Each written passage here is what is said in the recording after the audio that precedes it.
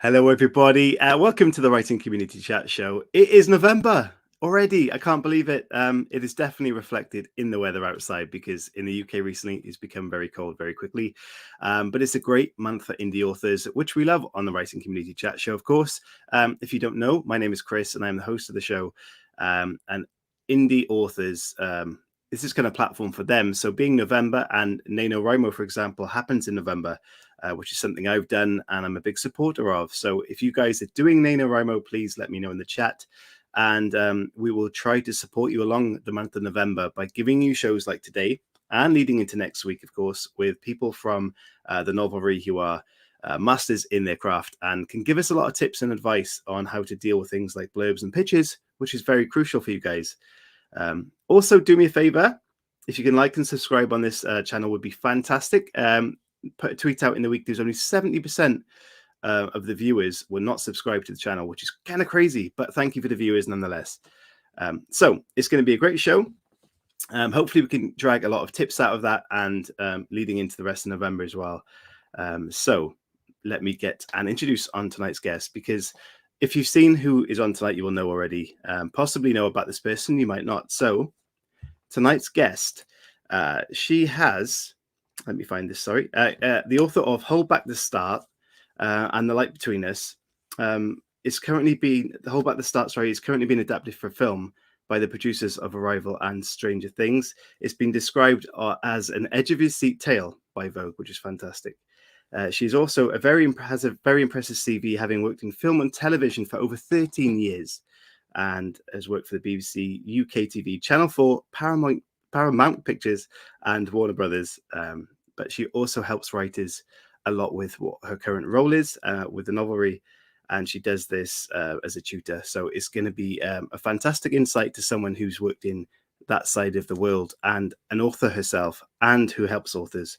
So we should get some good insight there. So please, if you have questions for our guest tonight, please save them. And at the end of the show, we will have a section where you can input those questions and I will ask them directly. So as you listen, think of some questions and we can talk about it. So ladies and gentlemen, please welcome Katie Kahn. Hello. Like magic, I appear. Hello. Katie, thank you so much for joining me. Honestly, it's a pleasure to have you here. Thank you. And what a wonderful bookshelf behind you there. I cannot take the credit because I'm at my parents' house and my father is a photographer. So these are his art books. So it makes me look much more highbrow than I would normally look. And I did earlier have to just move one here, which said erotic art in really big fonts. So yeah, that's the one people want to see back up there. Brilliant. How are you doing? That's going to tell me off, I think, for moving his books around. I also quickly put a couple of my own books there. So he's definitely going to be like, what are those doing there? Fantastic. Yeah. How are you doing, by the way? All good? Yeah, I'm very well, thank you. It feels very wintry in the UK. It was like 3 degrees today, dark by sort of 5:30. I feel ready to hibernate, but I actually find it quite nice writing in the winter. And I feel like it lets you off the hook a little bit when it's not beautiful sunshine outside, that you're like, I can just stay in with a duvet around me and write some words. So hopefully this winter will be super productive for all of us. I 100% agree with you. I thought this just the other day that now it's getting darker and kind of the rain against the window, all that sort of stuff really makes kind of writing a romantic feeling at that time. For me, it does anyway. So I agree completely. Leah on the chat, hello to you, says, yes to Nano, I'm already hitting 10,000. Isn't it like 10, the 4th of November? I mean, that is quite a pace. I've never done Nano, but I like the idea of getting your head down for a month. And I think, you know, something that we talk about at the Novelry is that idea of forming a writing routine, and that sitting down regularly to write, you know, it's habit forming, that you can build that structure.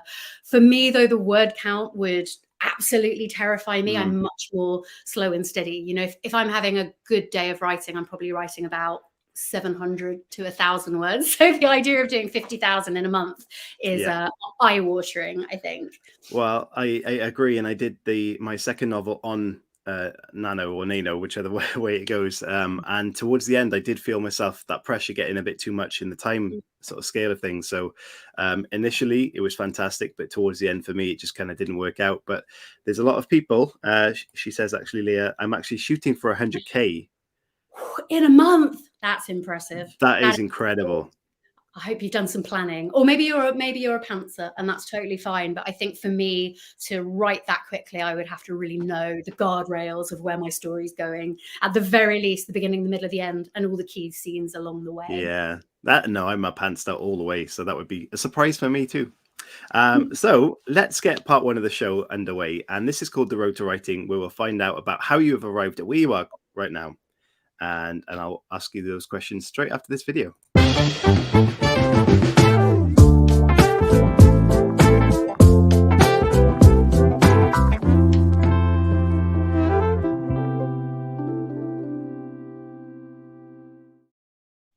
Just before I jump into that, Brandon says, I shoot up for about 3 pages a day. Word count scares me.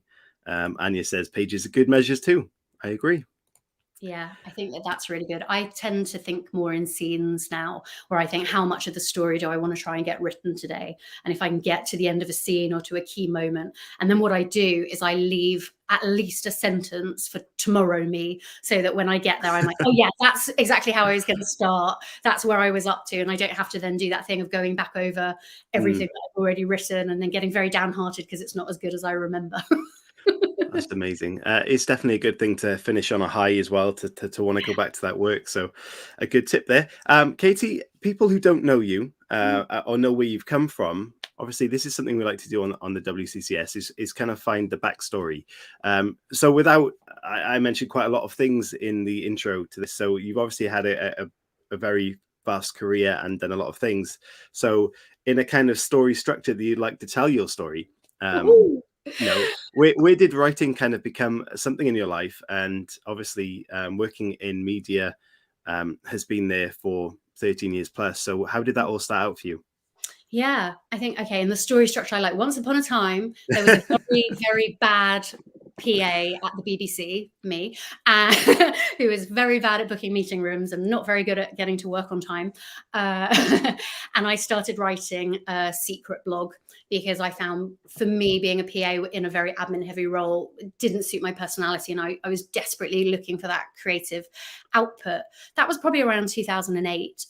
So I started writing a blog, which I called, at the time, it was called The Secret Diary of Katie Kahn. So I very much treat it like a confessional.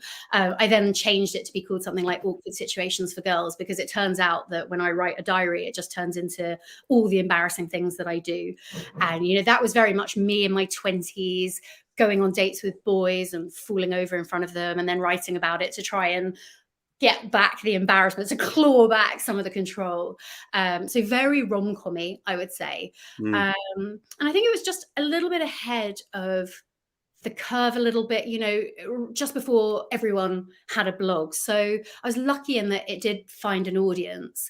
And I think around its peak, maybe it had about 50,000 readers a month. Wow.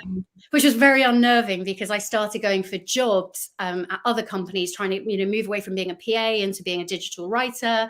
And I did walk in once and someone said, oh, I've read your blog at the beginning of a job interview. And I just thought, what the hell did I post? You know, probably something very embarrassing.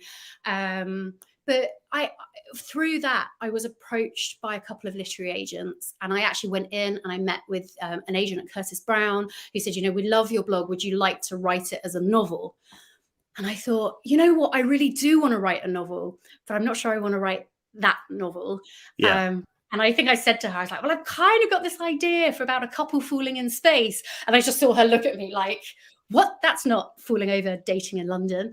And that's probably where I started to really think about what type of book I wanted to write. And, you know, my heart really lives in science fiction, but I thought it would be very fun to try and combine the science fiction and the world building that I love with a rom-com like structure, with something like When Harry Met Sally. So for my debut novel, Hold Back the Stars, which I then, you know, from that period on spent about 3 years writing, and I got my deal in 2015. So we're about 2011, 2012 here. It very much combines those two elements. So it's about a couple who are falling in space, intercut with their love story on Earth beneath them, and they're running out of air, but you're seeing their love story play out.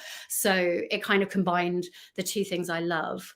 But yeah, it took me a good while to write, but that's really, I think, writing a blog was the way I got into it. And it was very, very useful, because the minute you start publishing on the internet, you get a real gut instinct about what works and what doesn't. And the thing I found most amazing is that I would press the publish button and then I would read it back, and it's almost like I would hear it in the voice of some unknown third party judging me for it, and I would actually then go back and tweak it. Like, I was a terrible tweaker. I don't think I knew anything about RSS feeds or anything like that, you know, once it's live on the internet. And I would constantly be changing it because I got the idea of a reader in my head, or cementing my brain between that confessional, that diary of Katie Kahn. I love how you use the me in the third person, you know, that feeling into becoming aware of writing for an audience. And I think that really helped me hone my voice. That's fantastic. I love the idea of your stories, you know, making that platform for you to go forward with your author kind of life. But when you released your novel, did you feel the same way, that you kind of felt, oh, I kind of want to tweak this now, that you know, it's not really as personal as my embarrassing stories were, but it's still my story. Did you have the same sort of feeling when released that work? Yes, definitely 100%. I think every writer, still every published author, feels that to this day. I think that being an author is like growing up in public, and it is a bit like my diaries are on the shelves at Waterstones. And of course it's not me, the character, on there, but it's certainly thoughts and things that I was interested in. But also, I think if you're a bit of a perfectionist, it can be really hard to step away from the prose as well. We did a really interesting experiment quite recently at the Novelry, where 3 of us put our first drafts into our Sunday blog and compared them against the finished manuscript. And mine were very similar, but what I couldn't help but comment on it. So the first line of Hold Back the Stars is something like, "This is the end," because I'm dramatic and I like the idea of time loops, right? And that, you know, the beginning is the end. But I put quotation marks around it like a character was speaking. And even now, I think I wrote in this blog for the Novelry, I was like, oh, if I wrote that now, I would just make that the bold first line. It wouldn't be a dialogue line. And, you know, that urge to tweak and keep evolving, it never leaves you. So I think it's quite good to be published in that way, because you have to leave the novels behind you and move on to the next story. And that's very, very healthy. Certainly is. So when you'd written a lot of your personal stories, and then you knew that you wanted to write this novel, and it was kind of a good idea for you, and you knew what direction you wanted to go in, how did you approach that as a writer? And did you have any experience in that, or was it kind of a learning process as you went out, you know, moved along? It was very much a learning process. I did take a few writing courses. I did a couple of short ones, and then I did a longer course, which was really useful in terms of like talking about novel structure, but also just giving yourself that confidence to say, I'm a writer, I'm going to sit down and do this. But like I say, it did take me a good couple of years. I would say maybe 3 years to write Hold Back the Stars. I was doing it around my day job. By then I had moved to Paramount Pictures, which was, you know, like this big career move for me. I was suddenly at a film studio, but it also meant I was doing sort of 60-hour weeks. You know, we had premieres and events and stuff all the time in the evenings. So I wrote most of the novel, I would say, between 10 and 12 at night. Hence why I probably feel at home now it's a bit darker, because it's like going back to my most productive period of writing at midnight through those years. So that was its own challenge. And I think I was probably a bit frightened of writing, you know, 90,000 words for the first time ever, having only really done blog posts and very like short form content. So I quite rigorously structured my debut novel in a way that I think I leave more space now to surprise myself. I very much like knowing the beginning and the end. I can't start until I know the end, but back then I made an Excel spreadsheet, and it doesn't sound very creative, does it? You want to have, you know, like mind maps on the wall, like a serial killer. But no, I made an Excel spreadsheet, and in every box I wrote down, you know, what happens in every scene. Although, funnily enough, some of the spaces where I would write scene in space before because the structure alternates between Earth and space, and I would write scene in space and not really know a couple of them. And actually, I would say some of those moments are my favorite. Like there's a scene where they lose comms, Max and Karis, and they can't hear each other, and they almost, you know, have to start using like, you know, like sign language and semaphore, like almost playing like a game of charades in space to try and spell out to each other, you know, how they're gonna, because they can't hear each other. And that I just wrote completely off the cuff. Not all I had that was that note, scene in space. So I do like leaving a little bit of room. But that was how I wrote that novel, was really mapping out every moment of it, so there was no surprises really.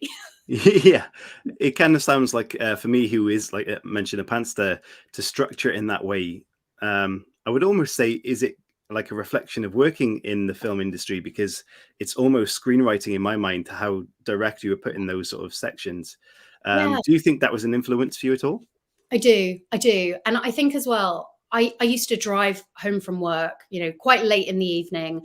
And what I used to do, so I would talk through my novel to myself. So God forbid anyone in cars next to me at traffic lights probably like, wow, maybe they thought I was on the phone. But really what I was doing is I was saying, okay, so Max and Karis are falling in space and they're running out of air. And by the end of chapter 1, they've only got 90 minutes of air remaining. Then we see them in Earth for the first time that they meet. And I would talk myself through the story. And in a way, I kind of structured it, with my Excel spreadsheet on the computer, but knowing what the visual was like in a lot of those key scenes. So the first time that they go on a date, it's a futuristic type of Earth, like Europe has become a utopia. So it's set in the near future. And the first time they go on a date, it's to an abandoned observatory to look at the rings of Saturn. I mean, very romantic, but it's all slightly decrepit, like that kind of thing's crumbling because technology has evolved so much.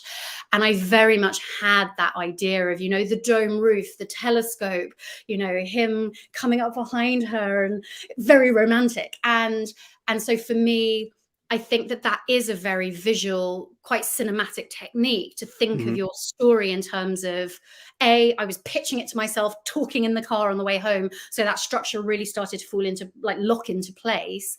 But then also I was thinking of it as a chain of visuals and like, what are the standout images, whether they're in space or in Earth? What does that look like?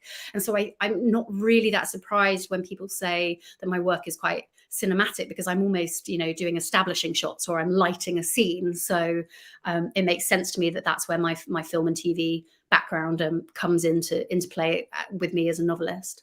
Wow, it does sound extremely cinematic, and that's got to be, as you said, a reflection from that industry. But having a sci-fi love and a rom-com love seems to be a bit of a clash in my mind. What were the influences for you there from kind of either direction? Yeah, a good question. I think I was just at the weird time, this was like 2012.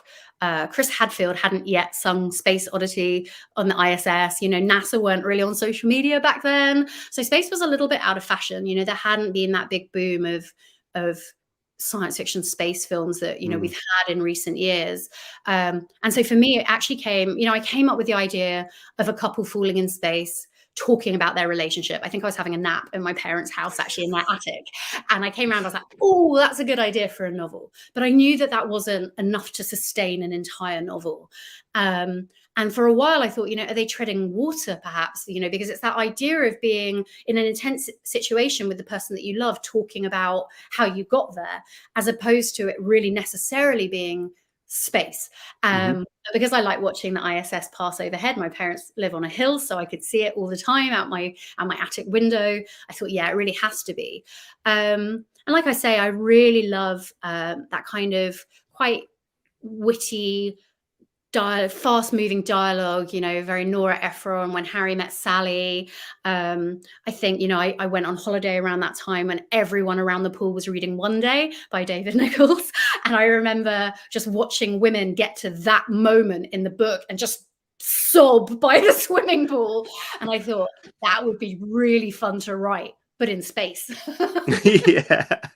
It seemed, did you obviously had a love? I mean, how big was the hill if you could see space? I mean, but you obviously had a love for space there. It's a tiny dot of the ISS going overhead. Yeah. Did you feel like you had to put a lot of research into the space element, or were you quite happy to think, it's all right, people won't be funny about it? Because I attempted once and I dipped my toe very lightly in the sci-fi world, and someone I knew was like a physics professor or something, and straight away he was like, well, that doesn't exist. I was like, oh, yeah. Okay, I'll put that away then. Did you have that kind of thought? 100%. And I made a choice very early on that it was going to be fiction. And I thought by building it maybe a couple of 100 years in the future, I mean, maybe it's that far ahead. I thought maybe 100, 200 years. I felt like it gave me a bit of flex compared to existing technology. I remember it was around the time when I was writing it that The Martian came out, and Andy Weir did a Goodreads Q&A, and I submitted a question where I asked him, I said, do scientists pull you up on the science that you put in the novel? And he said, absolutely, all the time. But he did also say, but the thing is that nobody has grown potatoes on Mars. So like, and I thought that's very much the approach that I need. So I gave myself that buffer of near future. And then, yeah, I did do a lot of research. I looked at, so, you know, on Google, they have an amazing index of patents pending. So I went and I looked at patents pending for, you know, futuristic spacesuits. And I found that actually, you know, they're looking at building a heat sink into a suit so that it can recycle and like create its own air. So you wouldn't need an oxygen pack. So yeah, I looked at stuff like that. I created something in my novel called Black Oxygen. You know, it's been a long time since I've talked about this, so I might get it wrong, but from memory, I think red oxygen is a thing. So oxygen O2, ozone. Wow, I've started digging my own grave here. I'm not a scientist at all. Ozone is O3, and I think from memory, red oxygen is something like O4, and I created black oxygen O8. So again, giving myself that buffer. But, you know, I do get called out on it sometimes. One of my most critical user reviews said something, it's the scene I mentioned, right, where they've lost comms, they can't hear each other, and they're almost playing a game of charades in space with a torch, trying to spell out so they can understand, so they can communicate. And somebody said something like, Katie Kahn has clearly never seen a science fiction film in her life. If she had, she would know they could put their helmets together and hear each other. And I'm like, yeah, but I wanted them to play charades in space. So, yeah, it's a much better story. I mean, how did they know that anyway? Come on. Clearly that's probably someone from NASA who's like been calling me out on it. But yeah, so I wanted to give myself that leeway. And I think when you're playing in those zones, you have to make a call on how far you want to go into the accuracy. And I did find it interesting when I was meeting with literary agents, you know, who are offering to represent me for the novel. It was very much that approach where some agents were all about that love story and about rooting for them to live, and that they were very certain that that was the driver of the novel. And some other agents were like, you know, you should try and get the science right. We should try and speak to someone at NASA and, you know, hold it up as one of the, like Gravity or something. Well, actually, Gravity is very inaccurate because they're all at different orbits. Anyway, you know, and it was that different approach. And I had to say, no, this is about rooting for that human story that we all can relate to, about not wanting, you know, having to choose. If only one of you can survive in space, how will you decide? And will you sacrifice yourself? Do you know what I mean? And so for me, that was the beating heart. And I think that that's played out actually in science fiction films in particular. You know, I'm really lucky that the producers of Stranger Things and Arrival, the film with Amy Adams, directed by Denis Villeneuve, you know, that is kind of exactly my heartland, right? Because that's a love story told unconventionally. And for me, it makes sense that it's the producers of that who are adapting mine, because that's exactly what I'm reaching for, if that makes sense. Definitely. That's a very exciting thing. I mean, The Martian, it is ridiculously scientific. So I guess Andy Weir, he would have had much criticisms along the way of that. So, you know, just that charades in space is perfectly fine. It's perfect. Okay, so we're going to jump on to part 2 of the show, which is normally what's the story, or we just delved into your story. You're welcome to talk more about the filming side of things with that, or if you can tell us anything about that, would be great. But also what we'll do is jump into your role in the Novelry, because that's very exciting for us indie authors and people, established authors also, or people that might want to get into this. So part 2, here it comes.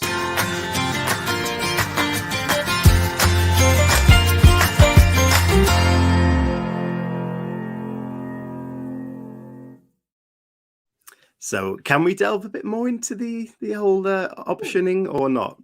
I don't know what I'm allowed to say.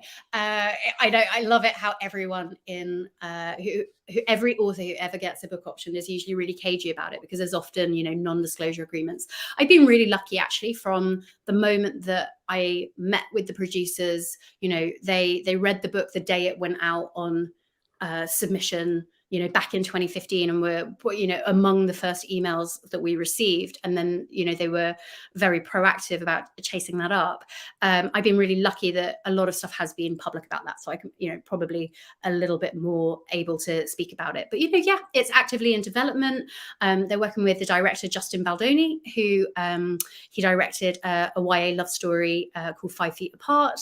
I've read a draft of the script, which is really exciting. So yeah, it's one of those surprises where I think, because I've worked in film, firstly, it's a very discombobulating experience, having sat in meetings, at a film studio, then doing those when it's about something that I've written, and literally talking about shooting locations because they match some of the locations that I had picked in the novel. And that has been a really odd experience, because for me, I thought nothing will faze me because I work in film, and then actually it really did. It was a real surprise.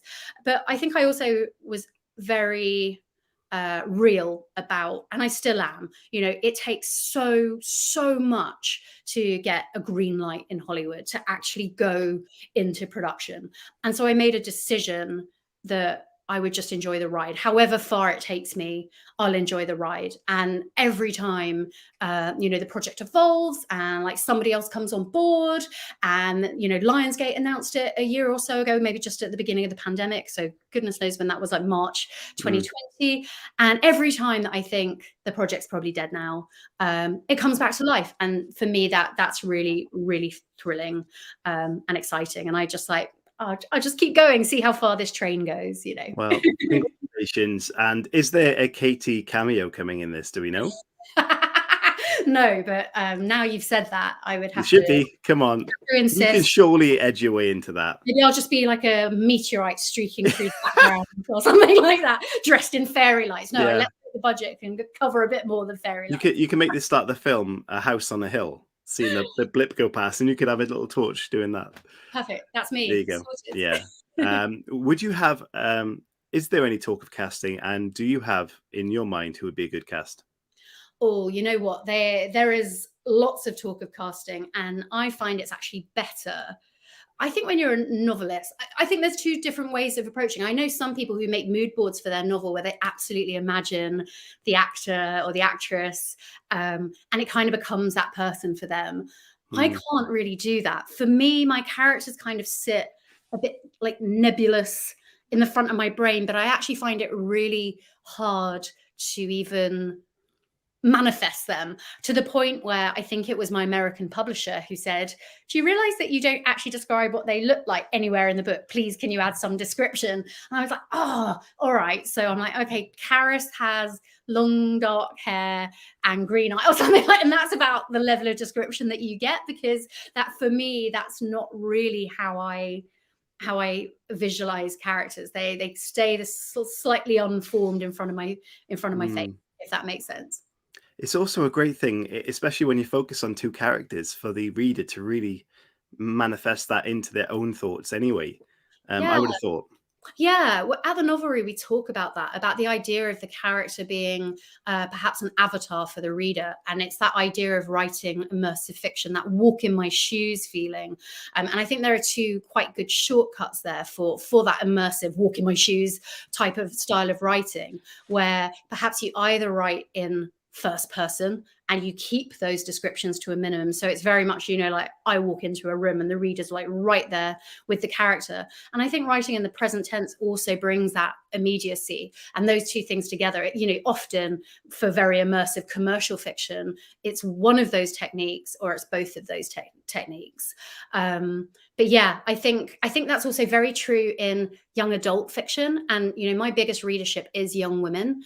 And I very much, in some markets it's published as YA. Like I mentioned, the director attached to direct it, he's from a YA background. And so it kind of makes sense to me that young women do step into the shoes of that character. And you typically don't see much description, and you very much see that first person in YA. Amazing. So if we touched on the Novelry very quickly there, for the people that are listening or watching this back or listening back, can you expand on what that is and kind of your role within that as well? Yeah. So the Novelry is an online worldwide writing school for novelists. You know, we offer creative writing courses, novel writing courses, but it's quite a special place. I joined it as a member to write my second novel, The Light Between Us, because I was under a very tight deadline. And a friend of mine said, have you heard about this course where you can write a draft in 90 days? And I just thought, sign me up. Like, that's absolutely what I need to hit my publisher's deadline. So I joined as a member, you know, 2017 in the Novelry. And then I've been a tutor since the pandemic, I think so, since May last year. And I'm now lucky enough to be creative director there. It's a really special place because, yes, you take a writing course, but you also receive one-to-one mentoring and tutoring from an author, most likely publishing in your genre. You know, we have writers, right? Authors, tutors, publishing historical fiction, romance, science fiction, fantasy. And we also have an amazing editorial team, of which you have a couple with you next week, who can really help. Once you finish your draft and you've had that mentoring with an author all the way through, our editorial team can help you, if you want them to really elevate the manuscript and get it ready, you know, towards publication, to get it out to literary agents. And we also partner with leading literary agencies in the UK and the US, who we share work with if our writers want that and if we feel like it's ready, and they, you know, read it very keenly because they know that what we're sending has been through a process, you know, that it's been well thought out, and that we send them good work. So yeah, it's a really special place. And I find, you know, I've been tutoring since May of last year. We're now in November. Oh my goodness. Got to think about Christmas presents.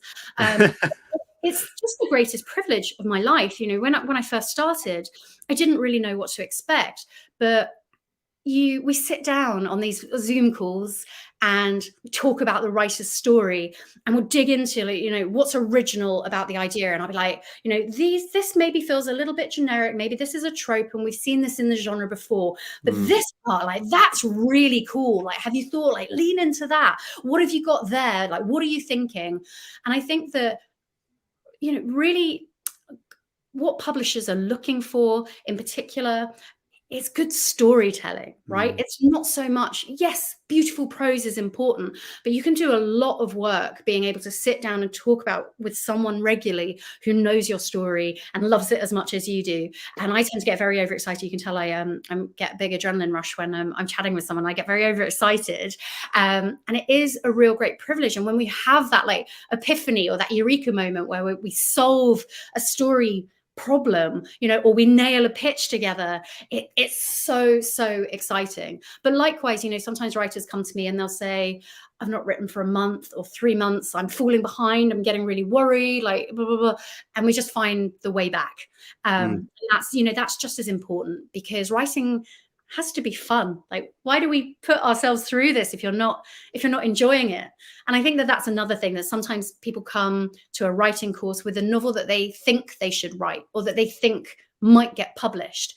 And so it's a really great privilege for me to say, but what do you love? What do you want to write? You know, and then finding that middle ground of maybe wrapping it in something that's really appealing, but is absolutely unique to that writer.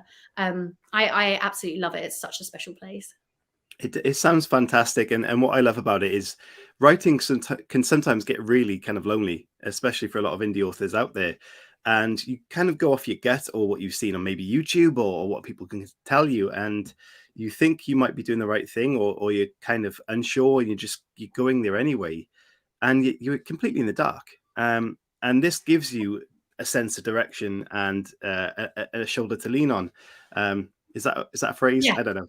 It's 100% true. And we also, you know, we have a commute, like a secret offline, well, online, but, you know, not on Facebook, like our own writing community where our writers kind of connect with each other. We run regular team chats and story clinics, and, you know, they get to support each other. We have a buddy scheme so they can buddy up with someone else writing a similar genre or at a similar stage in their writing. And I think you're exactly right. It can feel very lonely. And I think that sometimes that pushes us to ask for feedback too early, you know, because we're just dying for somebody to tell us that it's good and that we should carry on.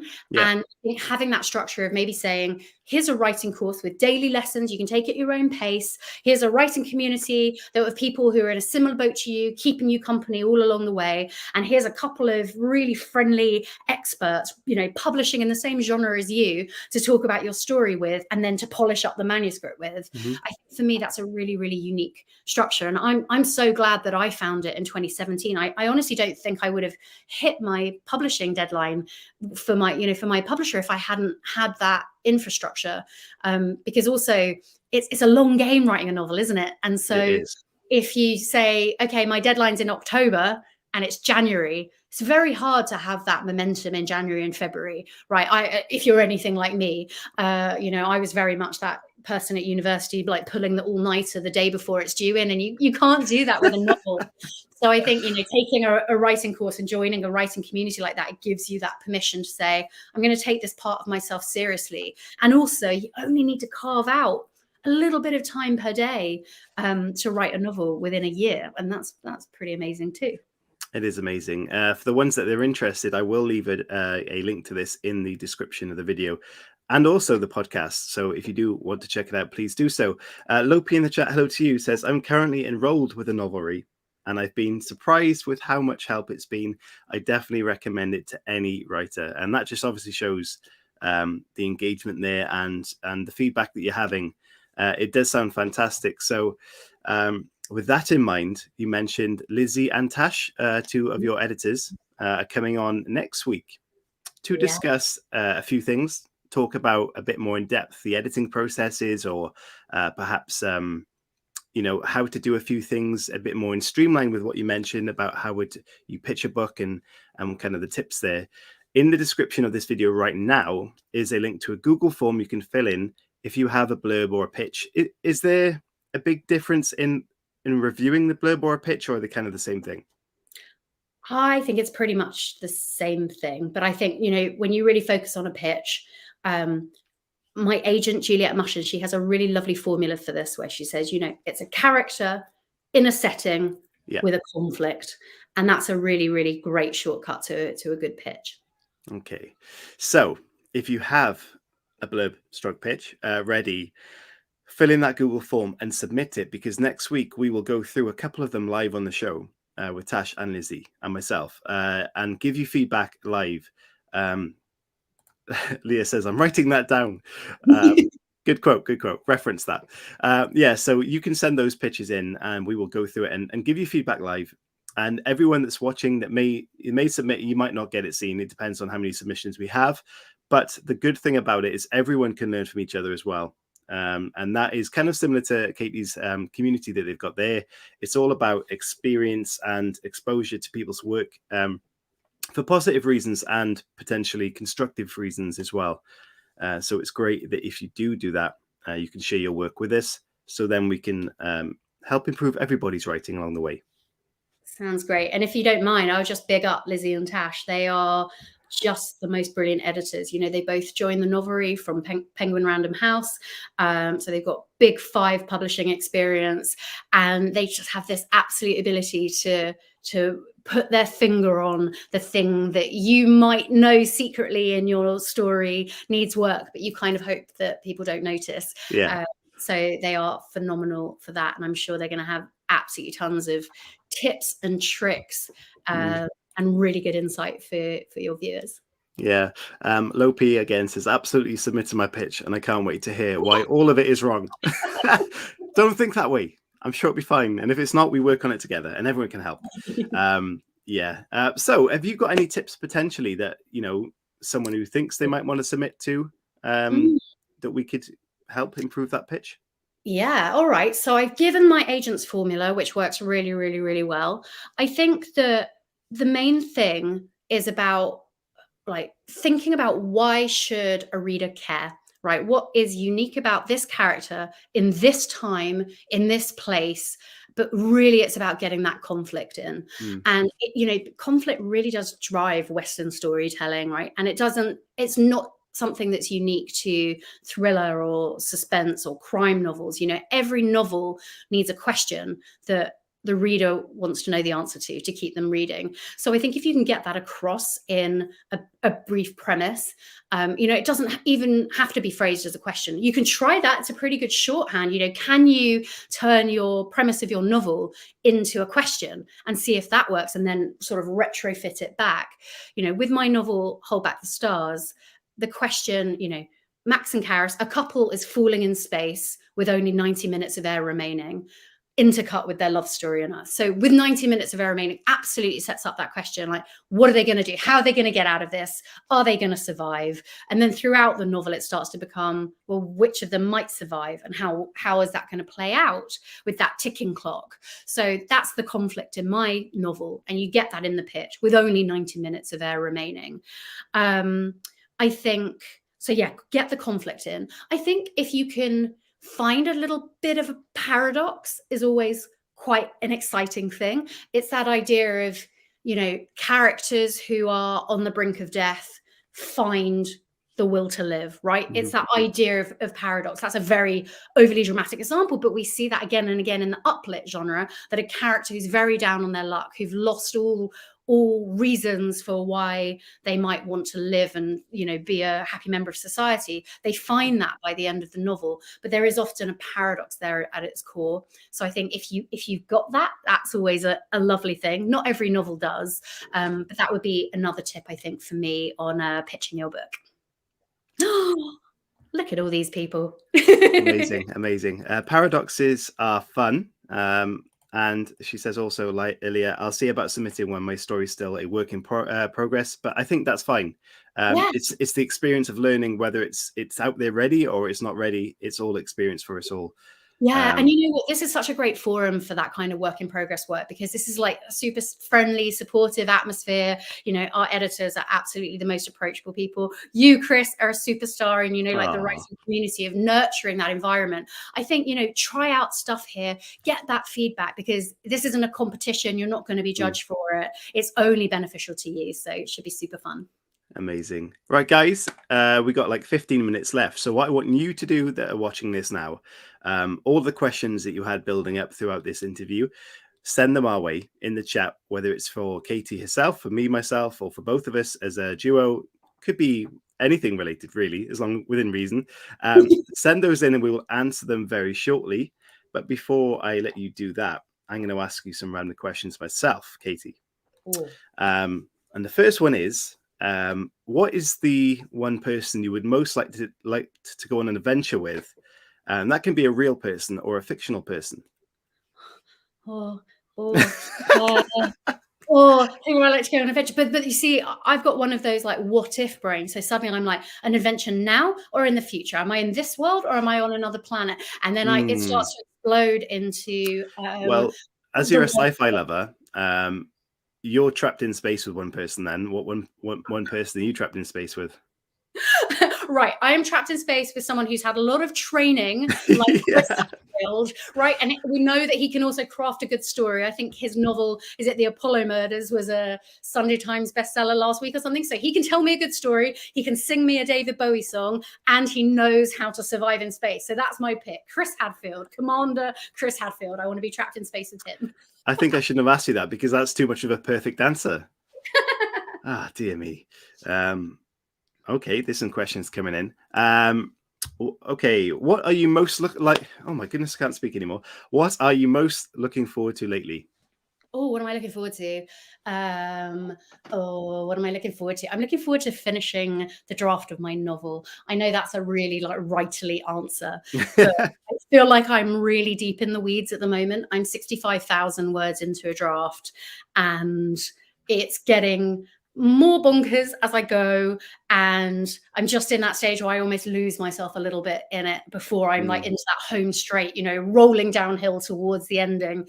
And I'm really, really looking forward to having a whole draft and being able to sort of step back from it and, take a bit of time away, read the stuff that I aspire for it to sit alongside, and then come back to it with some fresh eyes. So I know that's a bit nerdy. I am also looking forward to Christmas, because I feel like this year has gone on forever. And for the first time ever, I feel like I'm going to be that person with like advent calendars on, you know, and like putting reindeer hats on my cat, and getting a bit overexcited this year because my goodness, we need it. We love an animal on this show, and guess the animal's name is always one we like to do. So in the chat, guess the cat's name, and we'll let Katie tell us at the end. Yeah, I think one question that's arisen from that is, your love for romance is there, and your sci-fi. So the question is, would you write in a different genre? Oh, that's a really good question. I always think I would like to. I did plot out a rom-com once, very classic rom-com set in the film industry, and I did even pitch it to my agent, and then she got very, very excited about it because we have very similar taste, and I was like, oh, maybe I should write this. And then interestingly, I sat down, and the first scene as I was writing was just set in a cafe or something, and I just missed the world building of it. I just missed the idea that I think for me that heightened drama is what I use the speculative twists and the backdrop for, and I did find that I missed it very, very, very quickly. I think that I'm also, well, I know I am, I'm a catastrophic fantasist, which means, like I say, my brain goes into the what if, like if I'm walking in a park, I think, well, if there was a zombie apocalypse, would I go and hide in the middle of the park? Where would I go? Where am I going to get food from? And my brain runs through all those types of options. So I think that having that type of mindset means I'm quite well suited to writing science fiction and fantasy. But I'll never say never. And maybe you'll see a rom-com about a film star under a different name. You never know. I think it was Ian Rankin. He was on the show, and I'm sure one of his tips was ask the what if question about creating ideas. And it was the what if question is how you kind of figure out, the next step in it, or what a story could be. So that's a great tip. The what if, in any scenario. I wrote a blog about this for the Novelry about high concept fiction, and I think it does start with that what if. So me and Ian Rankin, he knows what he's talking about. We're on the same page. But I also think that it's twofold. You can say, what if dogs could talk? But you need and then what, right? You need the second half of that. And for me, the second half of a what if question, what if World War III broke out right now? But then the second part for me is often the characters, in a world where X, then two people must Y. So I always feel like a what if question is an amazing way into a bold idea, but then to make it a novel, you need the and then what, if that makes sense. It did. In my head, when you said that, it was one of those movie trailers. In a world, it was like, when you come up with those ideas, you have to do trailer voice. That's very important. that's when you've cracked an idea. Trailer voice it. It's weird that you talk. Well, we talked about a different genre. One thing I like write horror stuff. So one thing that's weirdly this year been on my mind that I kind of fancy doing. I don't write romance, but I want to write a romantic comedy at Christmas, and I don't know why. I love it for you, Chris. I don't know how to, or wouldn't know how to get to approach that. So that's a weird one, but there's lots of good ones out there. The Holiday's a classic example of the film. I mean, iconic, isn't it? Really? Iconic, yeah. Iconic. And Last Christmas was a film that came out last year. Have you seen that one? Yeah, I have seen that one. I have. My sister is like the rom-com queen, so even if I miss them in the cinema, I'm going to watch them 5 times with her on, Netflix or something. So yeah, I've seen Last Christmas. Amazing. You know what? Since you've asked me that question, I think we should know, who would you want to be trapped in space with? If you're going on the story basis, like you mentioned, a bit of entertainment, I guess you were going down the route of, wouldn't you? Oof. It is a tough question when you put me on the spot there. Thanks. I'm not sure. I think I've always said if I'd love to chat to someone, it'd be Billy Connolly. Purely for the stories and the conversation, because if that was the end, you know what, I'd kind of be all right, it's fun. I love that. I love people who perhaps lack a filter, who yeah, great, and I reckon that he's got some stories to tell. So yeah. Oh yes. Brilliant. So still got some questions for you guys. if you've still got questions, please send them in now. I'm going to ask the questions that you sent in. And remember, there is a cat and we need to find out the name. So send those in as well. This is the last part of the show, community questions.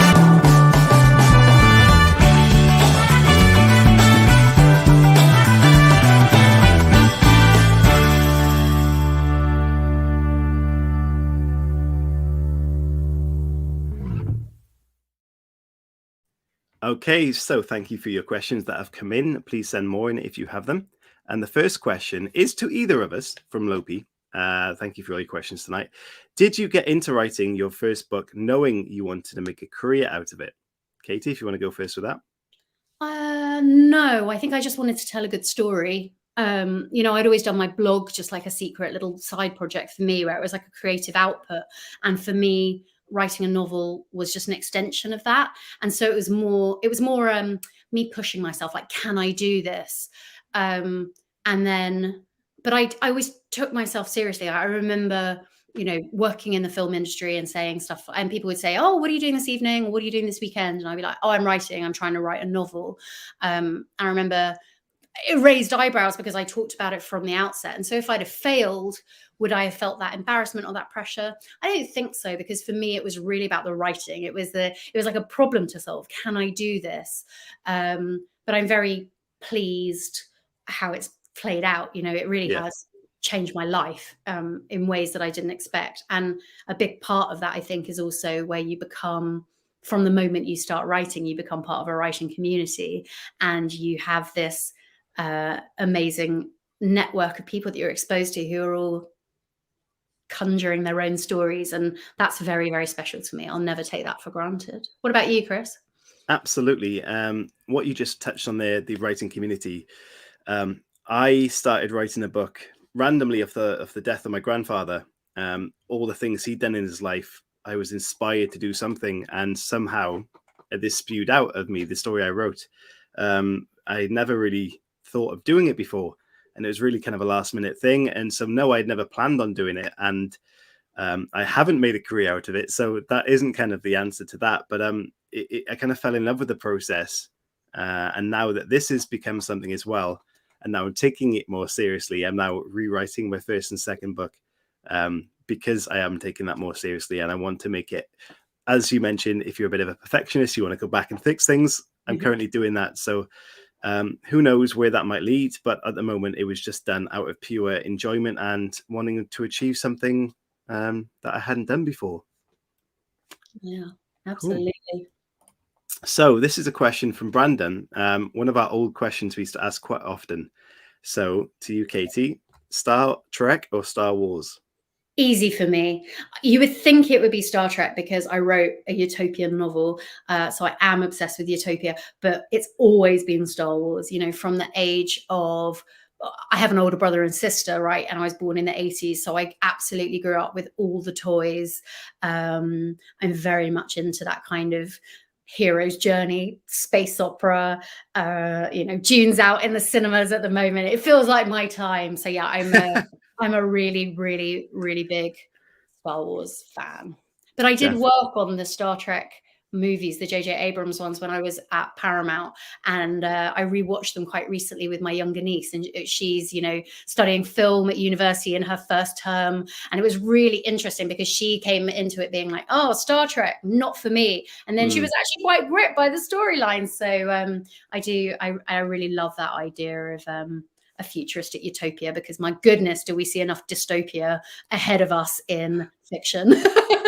Amazing. Yeah, I'm definitely on Star Wars, always have been. And another question that we used to ask around that kind of thing was, do you prefer, or which would be, for me, it was always easy answered, which is the better character? Is it Kylo Ren or Darth Maul?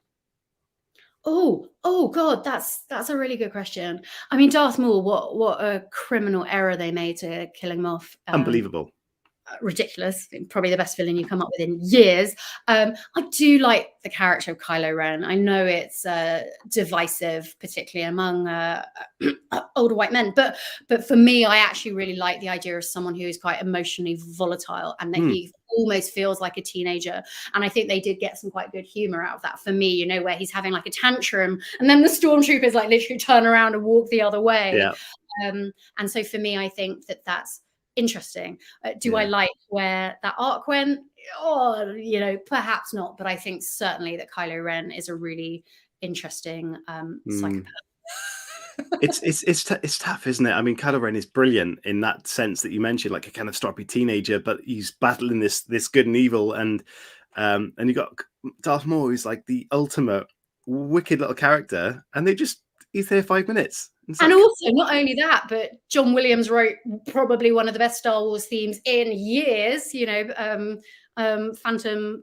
I can't remember, but you know the da da da da all through. Even that fight sequence with the doors is like one of the best scenes in Star Wars. It is. It made no sense to me, but. Moving on. Thank you, Brendan, sparking that one off. Okay, Anya, thank you for your question. Most reliable fictional serial killer. Oh, sorry, relatable. I mean, reliable. Yeah, I mean, well, they show up on time. Yeah. No, most relatable fictional serial killer. Oh, it's too good, this question. That is a tough one.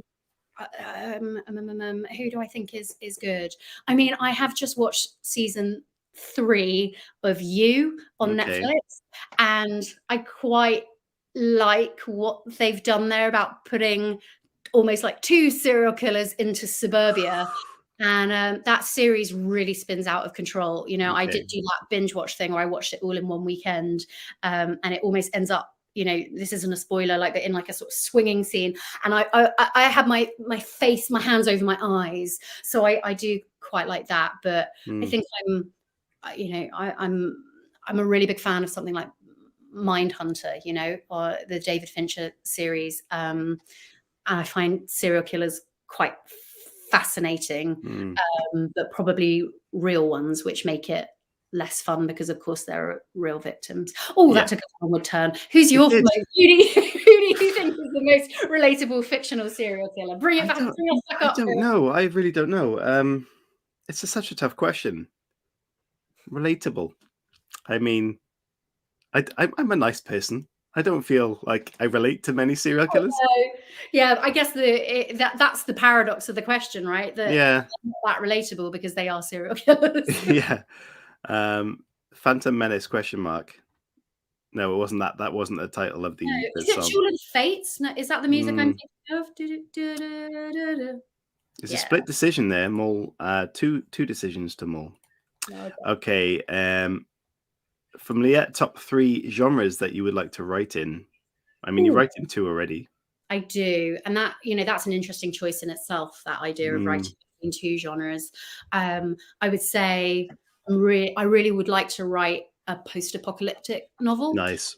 You know, something like Station 11, or like a funny version of The Road. That would be quite enjoyable. Something that that celebrates hope rather than the bleakness, because I think we need that. But yeah, I'd love to write something post-apocalyptic. Fantastic. Okay, and let's have one more. Okay, Lopi, thank you. Do you have a story that you want to write but feel that you can't? Oh my god, that's a very good question, Lopi. Thank you. If you've got to think of that, I've got one that I actually can answer that with. Yeah, please do. You go for it. I started writing a kind of serial killer thing, a detective kind of thing, and it was based on a police detective who was kind of a bit off the rails, but had an accident. It was kind of like almost a failed assassination attempt, but he kind of woken up out of a coma, and he kind of slipped downhill, and they sent him on like leave. You know, you're not fit for work. But then he was picking up this serial killer case, and he was following it. And towards the end, he started getting a bit close to home, a bit personal. And it turned out that he was the actual killer, but he was split personality suffering with as a result of the accident. He was chasing himself, and it wasn't till the end where he kind of saved his family from himself that he realized what had happened. Wow. But I just couldn't write it. I love the idea. Couldn't write it.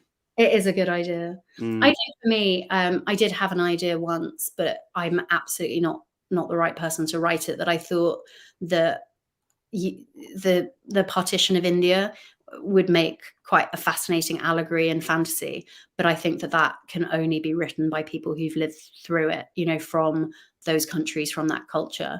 And although I have Anglo-Indian, you know, relatives and I was going to say DNA, but that sounds a bit. You know, I think as a white writer, that would be wholly inappropriate. So for me, it's one of those things where I'm like, I hope somebody writes that if they haven't already, and I get to read it, because I don't feel like that it's not one for me. And it's kind of about knowing when to stay in your lane, I think, on those types of appropriation issues.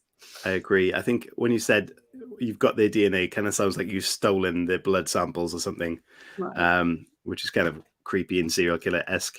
Battle of the Fates, is that what it's called? Do you know, I don't know. I feel like it's Duel of the Fates, but Duel of the Fates. Yeah, it is Duel of the Fates. Yeah, Thank you, Brandon. I'm going to go and cook some lasagna and listen to Duel of the Fates. Definitely. That's what I'm going to do right after this. Anya says Dexter for me, I'm assuming relatable. Relatable, reliable. He's also very reliable. Yeah. Okay, fantastic. Guys, thank you for your questions. Although we didn't answer, no one guessed the cat name. Well, unfortunately, I wish I could say that my cat had a very like hardcore sci-fi name, you know, or something from a fantasy novel, but he doesn't. He is named after, so I have a very fluffy white Persian chinchilla cat, you know, like a Blofeld Bond villain cat. Nice. And he's named after Artie Fluffkin from Spinal Tap. So he's called Artie Fluffkin because he is enormously white and fluffy. I will tweet a picture of my cat after this. I'm at Katie_Kahn, and you will see my Blofeld cat inspired by the manager from Spinal Tap. Katie, I can't thank you enough for joining me. It's been an absolute pleasure, and I wish you all the best with especially your future feature coming out. And gets that cameo in there. We will be looking out for it. So thank you. You are very welcome. Thank you for me and all the audience, of course. You guys watching next week, Lizzie and Tash will be joining me at the same time.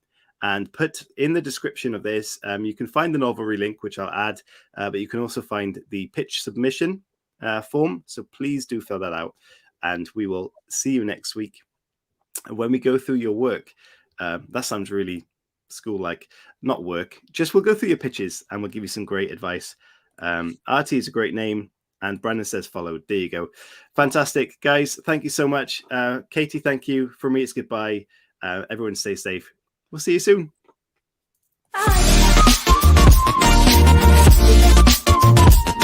Bye.